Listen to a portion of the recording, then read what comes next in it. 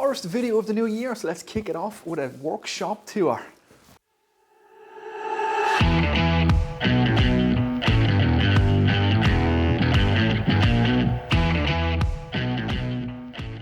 What's happening, everyone? Welcome back to the workshop. Now, it is 2021. This is the first video of the year, so we're going to kick it off with the customary workshop tour. Now, for most of you guys, you probably know my workshop inside and out, but this is really for all the new people.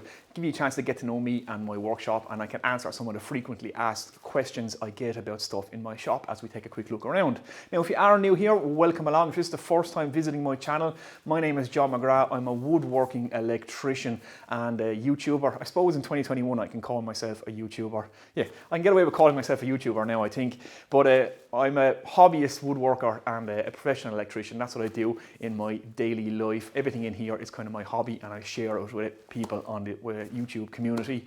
So it's all about making stuff, woodworking, tool reviews, having a bit of fun and a bit of crack while we do it, and sharing an interest with people all over the world. That's what this channel is really all about. So without further ado, let's have a quick run around the shop and I'll show you my workshop. Let's do it. Okay, so let's start off with the actual shed or workshop itself. I get a lot of questions about this. How big is it? Where did I get it? It's made by Steel Tech Sheds. That's who I bought it off. They're a company here in Ireland, so just Google Steel Tech Sheds if you're living in Ireland and you're interested in a workshop like this. It is 9 meters by 6 meters, so roughly 30 feet by 20 feet. It's a fine sized shop. It's non-insulated. It's covered in a anti-drip coating, so an anti-condensation coating. It's all material on all the walls. I do wish I got it insulated because it's quite chilly in here in the winter time, but the budget didn't stretch that far when I was initially building this workshop. So it is what it is. So Steel Tech Shed, it is 9 by 6 meters. Okay, so let's start over here just inside the door. We'll start with my dust extraction unit. Yes, this is it, and this is powerful enough to do exactly what I need to do. I get a lot of questions about this, but like everything that you're going to see in my shop, I have full videos on it. So any questions, just go through my video library. You will find full videos on everything you're going to see here. This is the Record Power DX4000. It's a twin motor system. You can run the motors together or independently. It is powerful enough to use in a plumbed system. So I have a 4-inch sewer pipe system or a 100mm system going to all my machines. This thing is seriously powerful for its size, and it can be used with hand tools. I keep it on a cart because I can wheel it around my shop and plug in my shop vac hose and clean the whole shop with it and plug it into all my power tools when I need it. And I just wheel it over here, plug it in, and it is more than powerful enough to run a whole dust extraction system. Absolutely fantastic. Full video on this. I'm actually considering getting a second one of these for my new workbench. We'll show you that now in a minute.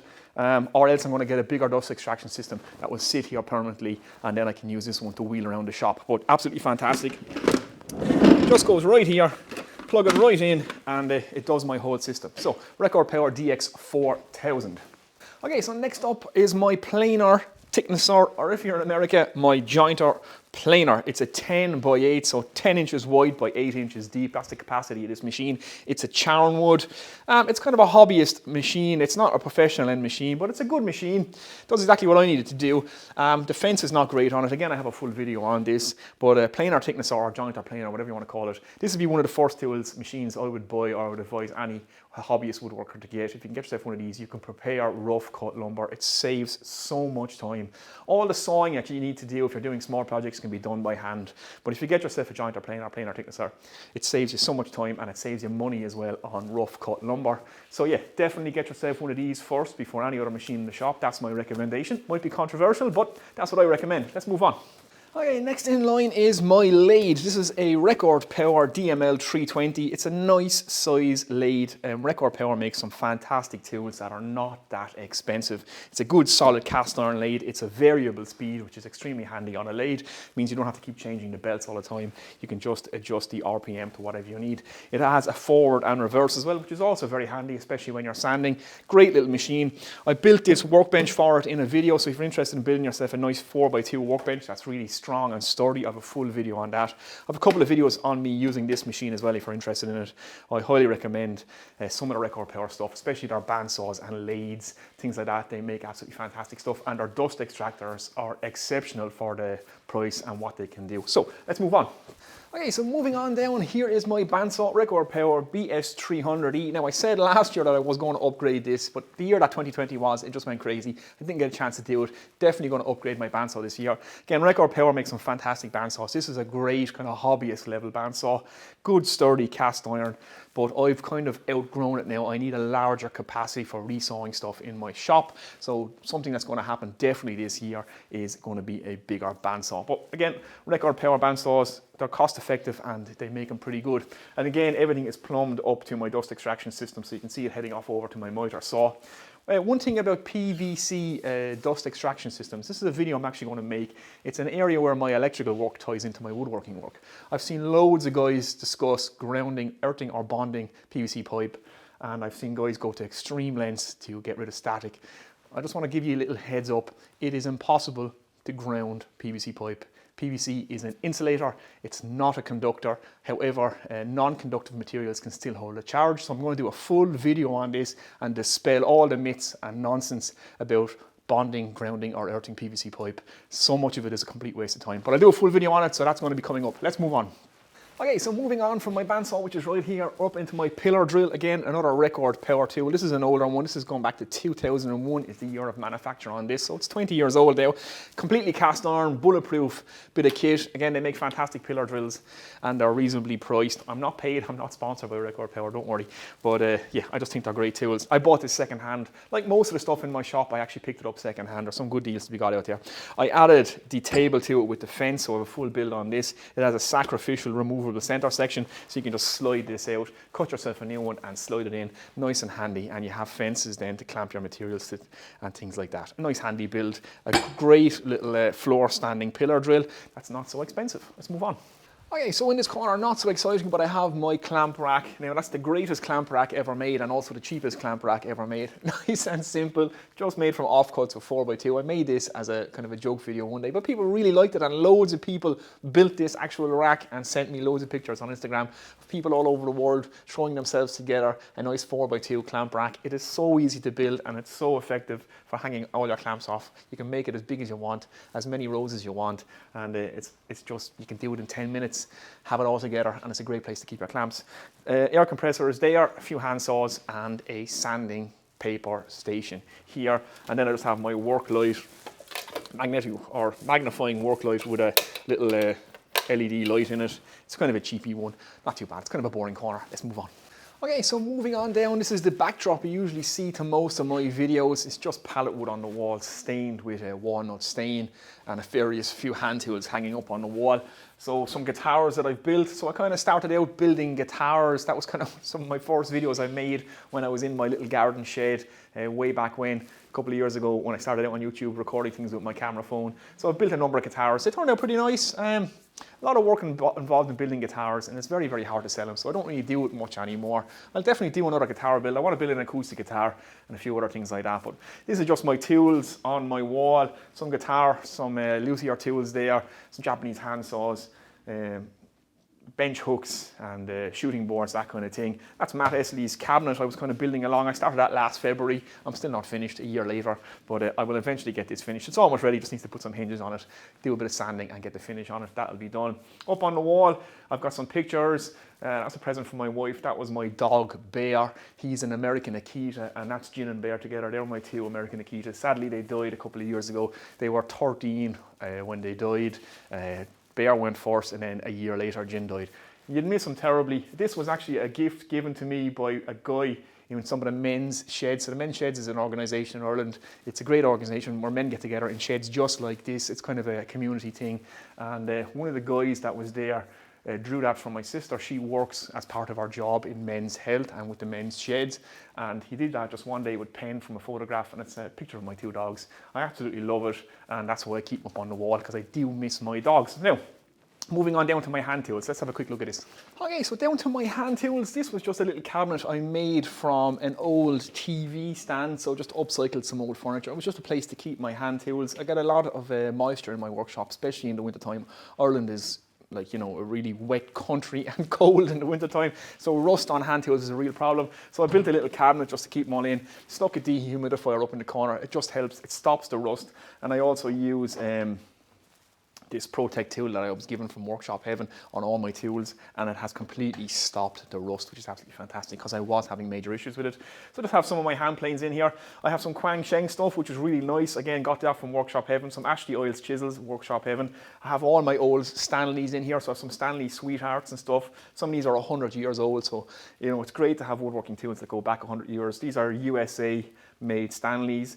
This one still has the Stanley Sweetheart blade in it, which is absolutely fantastic. I don't use that a whole much, but it's nice to use that every now and again because you think there's 100 years worth of woodworking with that, and that can go on for another 100 years long after I'm gone if I take care of it. Loy Nielsen, a low angle jack plane, they're absolutely beautiful tools. Big Quang Sheng number 7 again. Quang Sheng I think is sold as Wood River in the United States. They're fantastic tools for the price. They're very, very hard to beat. They're really well made. The tolerances in them are excellent. I highly recommend them. Beautiful cherry handles on them, especially the ones that come from Workshop Heaven. I think they get them made to an exact tolerance to British standards. So they're a good cost-effective option. They're not cheap, but they're kind of half the price of say Loy Nielsen and Veritas. But I think they're well priced for what they are. Anyhow, one video that's going to be coming up on my channel this year is I'm going to rebuild a tool rack. It's up on this wall, so a tool cabinet. It's going to be a lot bigger than this. I have more tools that I want to incorporate into it, so I want to rebuild this, so change the backdrop. So we're going to build a new tool cabinet for the wall. That's going to be an upcoming video. So that's just a quick look at my hand tools. Okay, so moving into this corner, I have my power tool storage rack / charging station. So I just hang all my drills and things here, a few bits and bobs, keep all my PPE here as well. So all my glasses, dust masks, ear defenders, they're all up there in the corner, always ready to get my hand on them. Very, very important to have your PPE on hand at all times. All the chargers are up here, charging my work lights, charging the batteries for the drills, things like that. I have a power point up there with multiple outlets on it and my radio. A nice handy build. Actually proved quite a popular video this. Super simple build. You do it in a couple of hours and it's a nice place just to hang all your drills and charge everything in. Just keep everything in a central location. Just underneath it then, we have the start of the miter saw station that I built. This is actually one of my most popular videos. I just keep a little toolbox here with bits and pieces, pens and pencils and stuff like that, a bit of sharpening equipment over here. I keep this area free here because this is the side of my miter saw station. So yeah, and I have my tool cabinets down below. Okay, moving on down, this is my miter saw station. Again, this is a really, really popular video that I made. I think it's getting close to 100,000 views now, which is absolutely amazing. It's a nice, simple build. Again, it's 4x2 or 2x4 construction. It's how I build a lot of things in my workshop. Nice, quick, modular, extremely strong. And like I say, you have it together in no time, and it's fairly easy to build. This is my miter saw. This is the Bosch GCM12 SDE. It's a bit of a monster of a miter saw. Again, I picked this up second hand. It's extremely heavy. It's over 30 kilos, but it's extremely accurate. It's perfect for a workshop. It'd be a difficult one to bring on site with you because it's so big and so heavy. You do need a big, big space for it. You can see the size of the hood that I had to build around it. That's so I can bevel it over to all its angles, and to get the full reach of the machine itself at all its angles, it needs a big wide space around it. So I just put a kind of a cowl around it. I have it hooked up to a shop vac down below, and I also have it hooked up to my main dust extraction system, which comes overhead down here, and I have a gully in here that pulls all the air down, so the dust kind of gets captured in here. It has really helped with dust collection in my shop. I highly recommend you build yourself something like this. You can keep it nice and simple. It doesn't have to completely enclose the miter saw, and once you have pulling that dust down and away from you, keeping it out of your lungs and keeping it out of the air, that's vitally important. So yeah, a very, very popular video. Loads of storage. I have a few things to add to this year, such as T-tracks. I'm going to route into it for setting up stops and things like that. But a nice, quick, simple build with plenty of storage and a good big miter saw. Videos on all this. Okay, so moving on down this way, this is the end of my miter saw station. A bit of a lumbar storage rack here, a few sanders and stuff, socket sets, sharpening tools, all just underneath here, a little bit of storage, and down into kind of a messy corner. Not much to see here, so let's keep moving on. Okay, so down this end of the shop, that's just kind of the messy corner. I think everybody has a messy corner in a workshop where they just throw stuff. So that's what kind of happens there. Large offcuts just get thrown in there. This is my lumbar storage rack. It's on wheels. It has bins in it for all my offcuts, and you can put 8x4 sheets on this side. So it's nice and handy for wheeling stuff around the shop and putting your sheets in, getting them out of the van and wheeling stuff around. I keep it against my roller door because I don't open my roller door all that much, so it's a good space here. You know, the roller door takes takes up a lot of space, and if you don't put something in front of it, then you lose all that space in your shop. That's why I made the lumbar storage rack to go on wheels to sit in front of my roller door. And that's back around to my shop. Now let's look at the workbenches. These are a little bit more interesting, so let's do that. Okay, so the first workbench I'm going to show you is my miniature hand tool workbench. This is another very popular video on my channel, or build series, building this. It's one of the kind of very first things I did on my channel, so the video is not so great, but the project is pretty nice. It's maple with a walnut stripe, a series of dog holes down it. We have an ash frame, and I just use a holdfast to clamp it to my bench. Nice big voice in the front of it here. And a reason to build a miniature hand tool workbench is to keep your work up nice and high. So if you're a little bit taller, or if you have back problems or anything like that, and you're doing like fine woodworking where you're cutting joints or dovetails, doing small kind of work, it's nice to have it right here at a nice height in front of you. And you can always take this off and put it anywhere. Or even if you don't have much space, if you want to get into woodworking, a workbench this size, you can do an amazing amount of hand tool woodworking on a workbench this size. This is really all you need to build some nice boxes, some jewelry boxes, some small cabinets. You would be amazed what you can do on this. And for everybody else who has a workbench already, building yourself a small mini workbench like this to take your work up to a nice working height, so you can really get in close to it and save the back. That's why a lot of woodworkers and furniture makers build themselves a miniature workbench. And this is just a nice little project. I really enjoy building this. It's super flat, a really nice, lovely piece of maple with a nice walnut stripe down the middle of it. So yeah, that's my miniature hand tool workbench. Right, so the next little cool thing I want to show you is this. This was kind of an invention of mine. This is a Camlock Moxon voice. So this is the hardwood version. I built in a prototype version in a video a while ago, and then I built the hardwood version in a video.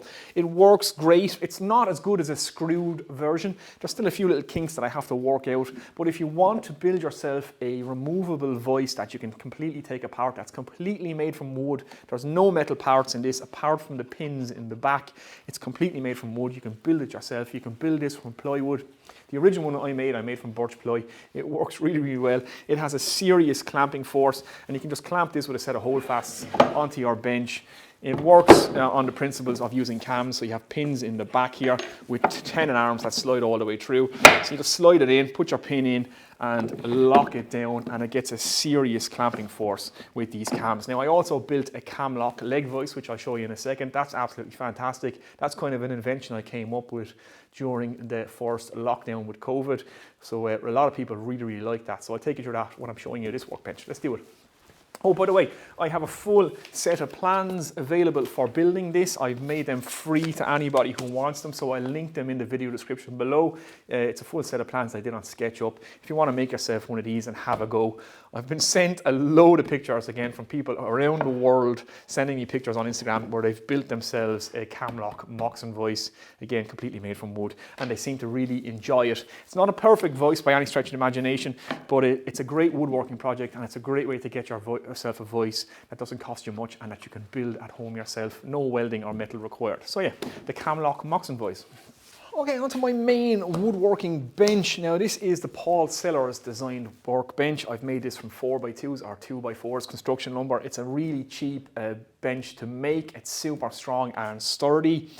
A few little issues with it. I'm going to remake a new workbench in this upcoming year, so that's going to be one of the biggest projects going to be on this channel this year. I'm going to build a proper hand tool workbench. Now there's nothing wrong with this. It's an absolutely fantastic bench. Again, it's designed by Paul Sellers, so definitely check out Paul Sellers' channel. Definitely check him out building this. It's a great way to get yourself a nice, cheap, strong, sturdy woodworking bench. There's a few things I love about it. I like the aprons on it, but I would only put aprons on one side of my upcoming workbench. The tool well, I really, really like. It's so handy just to leave tools down the side and that, and you can still throw your work over the top of it.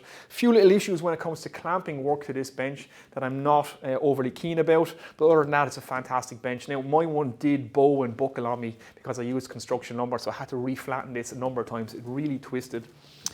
So it's not perfectly flat anymore, so I want to get a really nice workbench with a perfectly flat top, and I want to add some more clamping options to it. Right now I have an end vise here with a series of dog holes. It doesn't hold my work out to the end, so when you're doing smaller work pieces, it's very hard to hold it onto this bench, so I want to change that. So we're going to build a vise with a set of dog holes that are in the middle and out to the edge. Little things like that. Other than that, it's a fantastic bench. Now, let me show you the Camlock Leg Voice that I invented. Okay, so here's an invention of mine. This is the Camlock Leg Voice. Now, I built this back in lockdown. I wanted to build myself a leg voice, but I wanted to make something that anybody could make in their home workshop. You didn't need any metal, no welding required. You could build this from plywood or hardwood and have yourself a serious leg voice with serious clamping force. And like I say, any hobbyist, any woodworker could actually make this. No metal required, completely made from timber. This is made from birch ply. This is still kind of the prototype version. I will make a new hardwood version of this coming up on my new workbench build, but it works absolutely fantastic. I'm actually really happy with how it came out. There's a whole build series on this. Now, it's kind of an unusual build series. I'm kind of thinking through this whole project as I'm building it. So I do 3 or 4 videos on this build. The first version, the second version, the third version. It's actually happening live. I actually posted a video every day and I discussed the design options with the people who watch my YouTube channel. They gave me great feedback and they actually helped me along with the design process. So it works absolutely great. Again, it's a nice big cam on it. It's a big leg voice, loads of clamping force. Slide it out, you have a nice big range of motion in here, so you have it's nice, quick and easy to use. You have a series of holes here, so you have a tenon arm on the bottom to keep everything nice and straight. You have a hinge point here, here, and the voice can slide forwards and backwards, in and out of your leg. It's so quick and easy to just put a piece of timber in, close it against it, put in your pin, and lock down your cam. And I'll demonstrate it for you now. So, put it out. Put our piece in. Now leave your cam down, your cam will hold your piece, your workpiece for you. When you put your pin in, right around the hole where you want to be. Again, this is the prototype, so the next version will be slightly better than this. Put my pin in, lock it down. Now, that is welded to the bench. It is a serious amount of clamping force, and like I say, it's all completely made from timber. Nothing else. You can build this in a weekend and have yourself a fully functioning leg voice that costs you the sheet of, or costs you the same amount as a sheet of birch ply. There you go, a nice Camlock leg voice. Okay, so guys, that's my kind of main woodworking workbench or hand tool workbench. Like I say, that'll be getting upgraded this year to build a really nice one, maybe from some yellow pine, southern yellow pine or something like that. We might do maybe a southern yellow pine frame with an ash top, something that we can make that's nice and cost effective. But this will be getting redesigned and rebuilt with a new hardwood version of my Camlock Leg Voice. Now, moving on to the next workbench. This is the ongoing project on the channel at the minute. This is my MFT Top Workbench with my built-in router table. It's going to be a downdraft table as well for sanding and a few other bits of storage areas. This is going to be put on wheels so it can be wheeled over out of the way if I need to. This is my track saw station, so I've just recently done the MFT top build using the UJK Parf guide system. I'm using it with my Bosch track saw, and I've just installed this router table section with the Souter router lift and Souter router and the Souter fence. So there's full videos on this entire build, how to build a frame. You put in the top is a sheet of 1 inch or 25mm moisture resistant MDF, and I take you through how to lay it all out with the Parf guide system. So this was one of the most recent videos on my channel.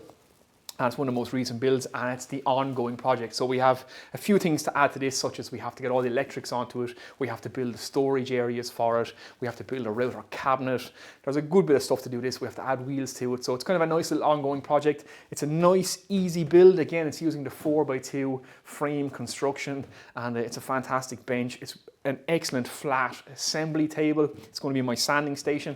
I have my dust air filtration system just right above it, so it's a perfect place to do all my sanding. I'll show you that now in a second.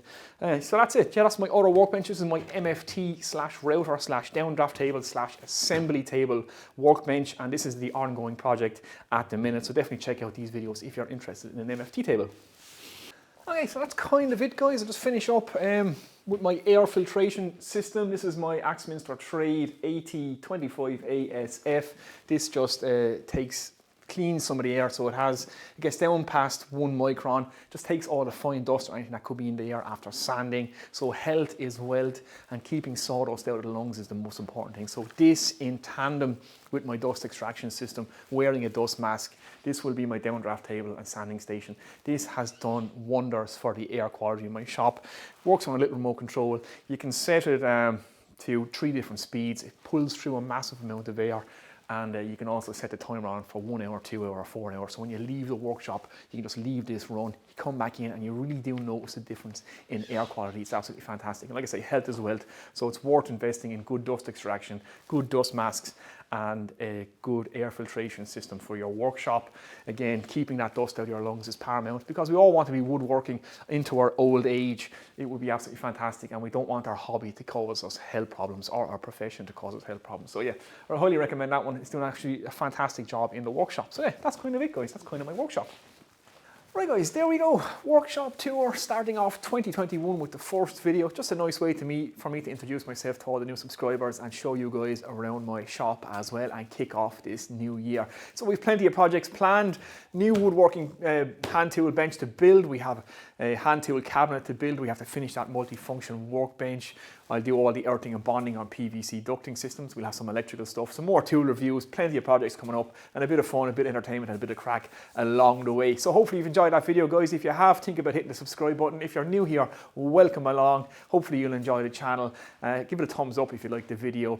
You can support me on Patreon now as well. So I set up a Patreon, so there's a few guys over there now. Thanks very much for everybody who's joined up so far. It's really going to help me grow this channel in 2021. It'll help me get new camera equipment, all that kind of stuff, so I can really up the production value. So that's the plan for 2021. So I have a Patreon. It'll all be linked below. All the resources for everything you've seen in the shop will all be linked below. And any comments, any questions you have for me, be sure and let them in the comment section. I try my best to get back to everybody and help everybody out if I can. So there we go, guys. Workshop Tour 2021. Hopefully the new year will be a good one, better than last year, and yeah, looking forward to it. So there we go. I'm going to get out of here now. It's quite cold. I'll see you in the next one.